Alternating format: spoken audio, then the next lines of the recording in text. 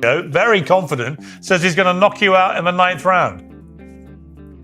Yeah, man. He's a dumbass, and so it's gonna be apparent on Saturday when he's the one that gets knocked out. I mean, genuinely, fighters always say this. There's the back and forth, but Piers, I'm being so honest, man. This guy is easy work. Warm up. Some I know 8-year-olds. I got the 8-year-olds in there. If I find out anything, I'm gonna beat your ass and I'm gonna beat Jaden on love. I mean, which is nothing wrong with it. You know what I mean? Especially Tank been talking about retiring, so why not get the bag and then go about your business if that's your plan? In a tense face-to-face interview with Piers Morgan, Gervonta "Tank" Davis and Jake Paul exchanged confidence and intensity ahead of their anticipated clash.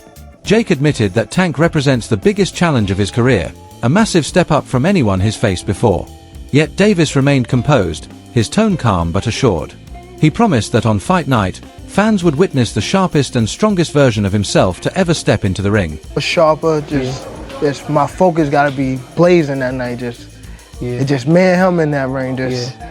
All in all, be better. I saw 8 to 10 rounds is what you thinking, and I also saw 6 rounds is what you thinking. I could be wrong. 7 or 8. 7, yeah, right around there. Yeah, how you pick that number? Like, how do you pick what round it's gonna be?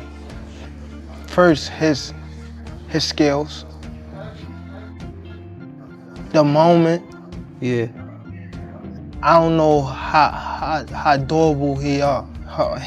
Mm-hmm. I don't know. I just don't know just yet. But I know if I could get him where I want him, that's how long it's gonna take. Yeah.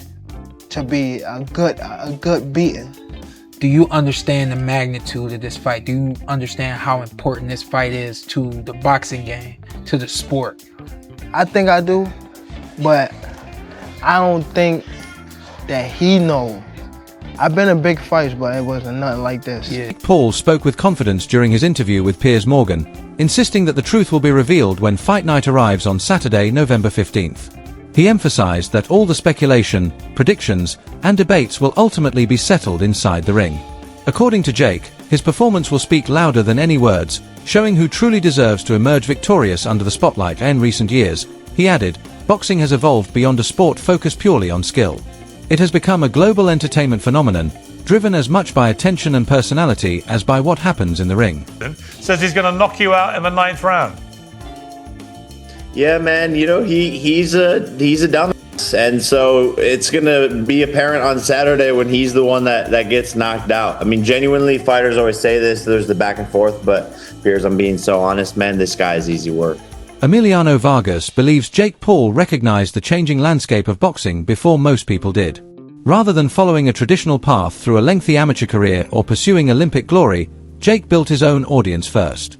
By leveraging social media and entertainment, he created massive opportunities and paydays without needing titles or rankings. Vargas notes that many younger fans are now drawn more to storylines, drama, and personalities than to traditional achievements inside the ring. For fighters who have spent decades honing their craft, this shift can be a disadvantage. Boxing legends often needed years to secure major bouts, but today, a single viral moment can catapult a newcomer into the global spotlight. While this new model brings excitement and attracts fresh viewers, Vargas warns that the core values of boxing, skill, honor, and the respect earned through hard work should never be forgotten. Non-basketball terms is such a funny internet game. But explain this to me like a third grader. What is an exhibition fight?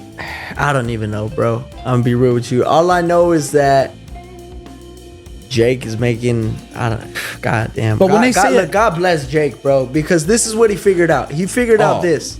He figured out boxing is all about attention.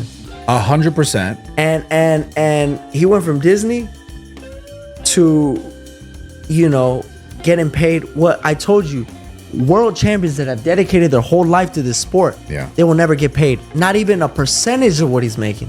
Yeah. But because attention brings dollars. It doesn't matter if it's a podcast, if it's a movie premiere, if it's boxing. If there's no attention on it, you're not going to make no money from it. This is like the WNBA conference. That's why they don't make the money, because they don't have the attention. No, for sure. I was at the WNBA yesterday, and that shit was lit, bro. It was lit? I was chopping it up with Floyd was there.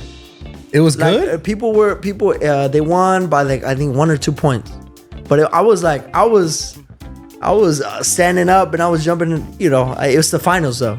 Yeah. It's the finals. So, all that aside, I just feel like Gervonta could crack though, bro. Oh, of Gervonta course. could crack. I mean, So this is what I want He's sparred light heavyweights and heavyweights before. Like, this ain't nothing new. Even taller guys. For sure. Yeah, so what I really want to ask you in regards to that fight is, like, obviously someone like Gervonta is not, in his mind, he's not going to go out there and look stupid, no matter how it goes. Right. No, he's not. But that's what when I see it's an He's exhibition fight, I'm like, what does that mean? And you can still get knocked out. You know, I feel like that means there's not going to be no winner. No effect on the record. Yeah, that's exactly what it means. But you could get knocked out. So you don't think, because, like, you know, the beef now is like, this shit's the WWE. That's what people say about boxing. I mean, like, you're completely right about Jake and what he's done. It's insane. Yeah. But he'll get the WWE. Oh, this is just like, what is this? Do you see it that way? God bless him, bro. God bless. Hey, call my fights WWE fights, whatever you want to call it. If I'm getting paid $80, $100 million, I mean, come on, bro. And look, the thing is, every single person that is commenting that, if they brought $100 million check in front of you, oh, I'm fighting. From Gareth's perspective, the matchup between a seasoned professional like Gervonta Tank Davis and a YouTuber turned boxer would have seemed unthinkable just a few years ago. He describes it as a spectacle, not because the fighters lack skill, but because the circumstances challenge traditional norms of the sport. Jake Paul has built his career by turning chaos into opportunity. He knows how to make headlines, provoke controversy, and draw viewers, even from those who may not be fans. Gareth sees this as the very reason the fight exists, a demonstration of how attention and influence can create opportunities in modern boxing. While some longtime fans feel uneasy about this shift, others embrace it as a new era in which entertainment and unpredictability play a central role. Love it or hate it, Gareth notes, Jake Paul's impact on the sport has become impossible to ignore. Marry up all this. Well, there's an end game and a bookend to what Jake Paul's doing, and I think he's getting very close to the bone with this one, because it doesn't really work. It's the biggest freak show so far. Like you say, Gervonta is not in everybody's list, but he's there or thereabouts in the pound for pound list. I mean, since the Lamont Roach fight, people have been down on him a little bit more. You know, a lot of people might have lost that fight, you know. Obviously his troubles and travails away from the ring have meant that, you know, people are starting to question. 33 now, is he? No, I don't even think he's that. 31. I think it's 31 max, 31. yeah. But they're beginning to question his validity. But yeah, go on. 31, yeah? 30. Okay. Yeah. They're beginning to question, or I think we all are, but people are in general beginning to, pundits, and some fans are beginning to question his validity in that top 10 pound for pound list. I think he belongs there myself, or just outside it. Certainly in the top 15, no question. Maybe top 13. I think I've got him. I think I had him at 11 or 12, but I might have done a list on Saturday night. And obviously, we want to see him in the ring with Shakur Stevenson. It's the big fight. Or even in Naoya Inoue at some point, which is a fantasy matchup that I remember dreaming about around the same time I was dreaming about Terence Crawford and Saul Canelo Alvarez a couple of years ago. Coach Reg defends Gervonta Tank Davis by emphasizing that his success was built over years of hard work, not overnight. Davis climbed through multiple weight divisions, faced tough contenders, and delivered knockout victories that earned him respect around the world. According to Reg, once a fighter reaches that level, every decision is scrutinized. Some critics claim Tank is chasing money now, but the coach argues that he has earned the right to secure his future. Boxing is an unforgiving sport. One bad night can undo everything. After countless training camps, battles with elite opponents, and enduring the emotional pressure of the sport, it makes sense for Davis to pursue opportunities that offer both reward and recognition. Reg also stresses that Tank still embodies the core values of boxing: discipline, courage, and a drive for championships. He isn't avoiding challenges, he's choosing fights that provide both legacy and payoff. Supporters admire his dominance, while critics focus on what he hasn't done yet, a burden that comes with being great. You know what I mean? Especially Tank been talking about retiring, so why not get the bag and then go about your business if that's your plan? I mean, if that's your plan to retire, then go get the bag and then go about your business. You ain't doing nothing wrong. I'm not against it. You got some people that are very critical, Tank. Does it make sense depending on what you're in boxing for? Because you got some people that want to fight the best. You got some people that want the accolades, the belts, the undisputeds. And you got some people that just came in this game like, look, I'm trying to get my family out of poverty and give us generational wealth. Does it all depend on what you decided to box for? Well, Tank accomplished a lot at a young age. You know what I mean? He accomplished a lot at a young age. So I wouldn't be mad if he took the bag and went about his business and never fought again. You know what I mean? Plus, look at some of the things that he's going through. You know what I'm saying? So, a lot of that can affect you as well. You know what I'm saying? Like when you're trying to be in this game. So I think, get the bag and go. That's your plan. Get the bag and go. For me, of course, I wanted to see him fight Shakur. I wanted to see him fight Devin. Yeah, we all wanted to see him. Press conferences, Gervonta "Tank" Davis often listens and observes, speaking only when necessary. His quiet intensity creates an air of tension, leaving fans and media guessing about what he's thinking. Commentators Manx and Mora have noted that this contrast adds another layer of drama to the build-up. Jake Paul, in comparison, projects the energy of an entertainer, controlling the show with charisma and flair. Tank, by contrast, exudes the calm focus of a hunter, patiently waiting for the bell. The dynamic highlights who they truly are, one shaped by digital fame and spectacle, the other forged through traditional boxing. Even in their posture and gestures, the clash of old-school discipline versus modern showmanship is unmistakable. Lane, and even though Jake Paul tried to egg him on and try to goad Gervonta Davis on, he's dealing with somebody that is not a quick-witted, thinker. He's not a quick-witted speaker. Tank Davis is explosive in the ring. He's fast and powerful in the ring. He's charismatic inside the ring when he's punching. But when you put a microphone in front of him, he's not articulate. He doesn't know how to quickly respond to people. He stutters a lot. He does more stuttering than talking. So Gervonta Davis in front of a microphone is not going to sell. So Tank Davis shouldn't be put in a podium like that. He should have speakers for him. He should have someone talking for him. He should have a mouthpiece. Tank Davis is not going to sell this fight. And Jake Paul knows it. That's the reason he kept throwing jabs at him. He tried to get Tank out of his shell. Tank's not quick verbally enough. He's not quick-witted. He's not quick with the tongue.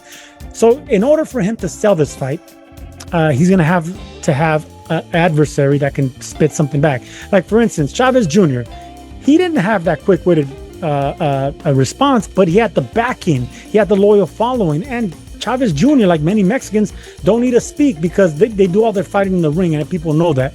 Tank Davis, I don't know, man.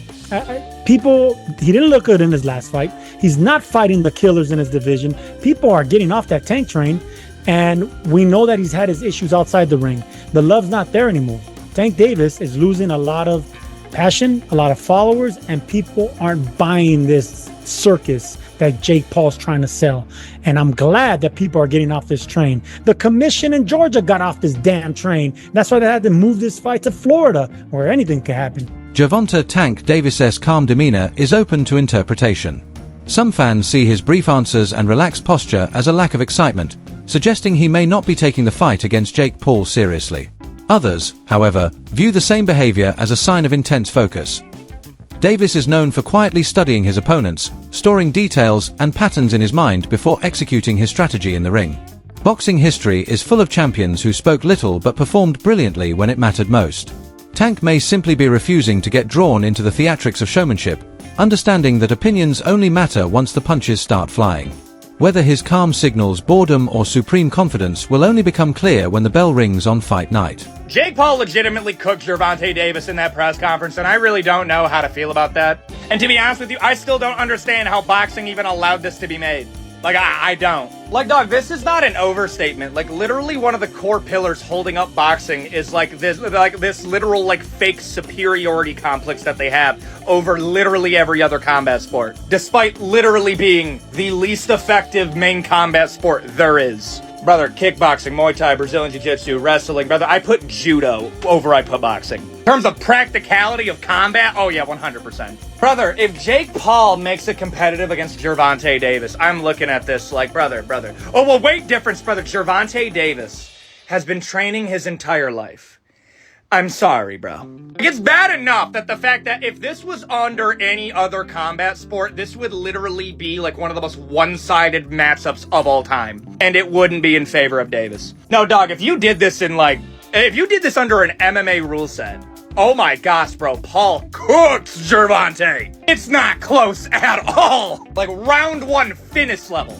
Like, understand this, Gervonta Davis versus Jake Paul is taking place in literally the only combat sport where Davis should win. I'm still shocked that they allowed it to be made. Because, like, there's no upside. If Jake Paul beats Gervonta Davis, now we're kind of looking like, wait a minute. What? Like, brother, don't forget. I still think it's a horrible look that Tyson Fury couldn't finish Francis Ngannou. That is so bad. Well, Francis Ngannou's a great boxer. Francis Ngannou, no joke, is one of the worst boxers to ever be in the UFC. He just has absurd power. No, look at the technique of Francis Ngannou. It's not that good. It's carried by power. Like, going into it, like, I'm hyped, but it's also, I'm looking at this like, bro, Gervonta has to finish, bro. Sean Porter, having spent years inside the sport, views this fight as a reflection of how much boxing has changed. He sees it as evidence that financial incentives are now a dominant factor in matchmaking. While Porter respects Jake Paul for stepping into the ring and challenging himself, he questions whether this bout truly advances the sport. Porter also observes that Gervonta "Tank" Davis, now a major attraction, sometimes prioritizes financial opportunities over legacy. He wonders what message this sends to future champions. Should they pursue years of grueling competition or chase quick, high-profile paydays? Porter isn't criticizing the fighters themselves. He understands the realities of a boxing career, but he encourages fans to consider what they want the sport to represent. Is boxing about competition and pride, or has it fully shifted into the realm of entertainment? For Porter, the concern isn't just this fight, it's the precedent it sets for the generations to come. I go, why are you doing that? How do you sort of see this scenario now for him? Yeah, I don't really know how to feel about it, what to really say about it. I've only been asked this when it's presented to me. That's when I think about it, and I can't really come up with a good answer for it. In a lot of ways, it doesn't make sense to me. Of course, we know the size differential, and the list goes on from there. I don't know, man. I think we're entering a generation now, or a phase now where fighters, I don't know if it's fighters, I don't know if he doesn't care about the legacy, or if he feels like this fight doesn't matter, I'll get back to the legacy. I just don't know. This is truly it's not a legacy fight, but of course it is a generational money fight. Analysts who follow Gervonta "Tank" Davis closely argue that his career reflects a relentless pursuit of greatness. Every major fight he takes on challenges him to prove something new. While financial considerations may play a role, these experts note that Tank consistently enters the ring with the goal of demonstrating his superiority as a fighter. His quiet demeanor during press events isn't arrogance. It's a reminder that boxing is decided by skill, not speeches. After years of success, Davis is determined to secure his place among the modern era's elite. He understands that a single poor performance could undermine years of achievement, and that pressure drives him to prepare with unwavering focus. Analysts emphasize that legacy demands more than viral moments. It requires a career filled with defining performances. If you're sitting on that toilet and that stool ain't brown or green, if it's red, go to the doctor. Yeah, for sure. But again, Tank Davis and Jake Paul, they fight in November. I personally have Tank. You know what I'm saying? I just don't, because Tank is a little different. He ain't like them other niggas who took a fall. Tank ain't finna take no fall, bro. That's what I think too. I think like bro got a reputation to maintain. He ain't about to just, you know what I'm saying, sign a deal just for some money. Just for some bread. I ain't like, it's about the money though, for sure. For sure.